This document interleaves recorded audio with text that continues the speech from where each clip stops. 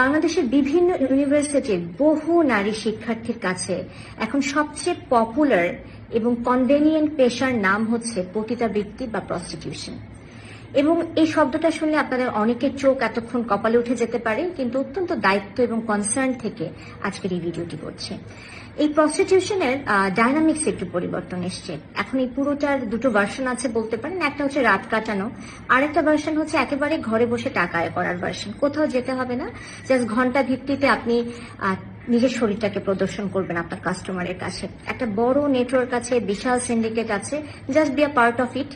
এবং টাকা আয় করা আপনার জন্য এর চেয়ে সহজ হয়তো আর কখনোই ছিল না। একটা টিউশনি করে এত টাকা আয় করতে পারবেন, উদ্যোক্তা হয়ে জামা বিক্রি করে ভাবছেন এত টাকা আয় করবেন, তার চেয়ে এটা সবচেয়ে কুইক মাধ্যম। এবং অনেক নারী এই ফাঁদে পা দেয়। আজ থেকে 2 দশক আগেও যখন আমরা ইউনিভার্সিটিতে পড়তে যেতাম, আমাদের বাবা মারা পেছন থেকে দাঁড়িয়ে মাথার উপর হাতটা রেখে কয়েকটা কথা বলতো। নিজের পারিবারিক মূল্যবোধটাকে ভুলে যাস না, নিজের ধর্মীয় মূল্যবোধটাকে ভুলে যাস না, নিজের মূল্যটাকে কখনো হারাতে দিস না। এমনভাবে লেখাপড়া কর যাতে কিছু একটা করতে পারিস, ভালো কিছু করতে পারিস, ভালো মানুষ হতে পারিস। কিভাবে যেন হলো, চারপাশে এত মোটিভেশনাল স্পিকার, যার পাশে আমরা কত কিছু নিয়ে কত ভালো ভালো মোটিভেশন শুনি পাই, যার অনেকগুলো জেনুইন, কিন্তু কিভাবে যেন আমরা কোনো কিছু আমাদেরকে হেল্প করছে না।